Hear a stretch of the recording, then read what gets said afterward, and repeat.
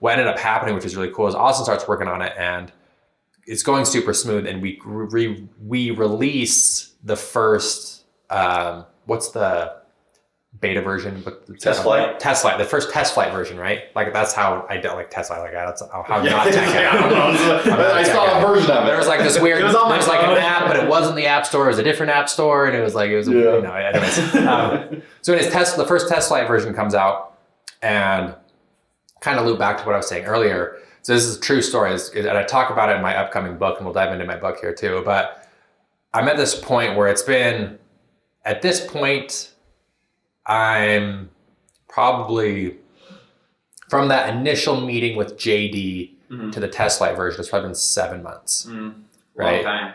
And I've squandered a lot of money, all my money type of thing.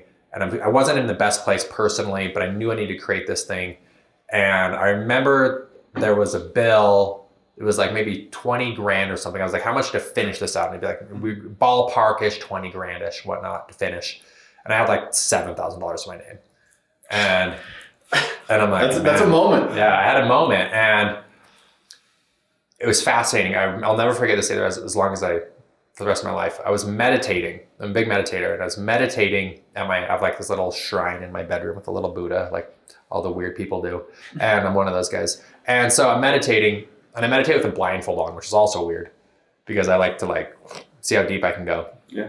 And I have like this urge where it's like, hey, you need to go back down to Utah County, in my old place of work, where I had a lot of mentors.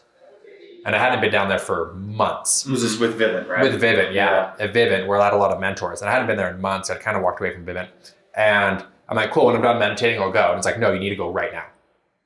And I'm like, I don't have no plans. I don't know what's going on. Like maybe I'll run into a friend for lunch. So I stop, I drive down there. So I go upstairs and I see 3 of my mentors who I worked with for 10 years, all in a room by themselves. And they see me in the hall and they wave me in. And they're like, Doug, what's going on? What have you been doing? Like, we heard you're like building an app or something. Like, what's going on? And I had the test flight version. And I'm like, yeah, I mean, here it is. And I show it to them and they start playing with it. They're like, dude, this is amazing. Like, this is so needed in our industry. And they're like, and then one of them asked me a question that never asked before. Like, how much would you sell your whole app for right now? I'm like, $2 million. And he's like, cool, will you let us 3 buy in at 15%? Whoa, just like that? And it was that. And I was like, yeah, let's do it. And we kind of went back and forth for maybe an hour or two. Yeah. Mm-hmm. But that day, handshake deal, and I had money in my account within a week. Dude, and the doc signed. And I had enough money not only to finish out the app, but then really take it to the next level of, building out my course and a media company and my social media presence and started working on my coaching program as well. But the main lesson in it was I was committed. If I just was like, hey, I have an idea for an app, it's not that I'm not getting funding, right? But because I was committed and I had a physical app that worked on test flight and I was able to show them like, hey, I'm all in.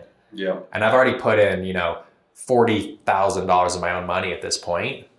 Right, I'm all in, right? It created confidence in my investors. Yep.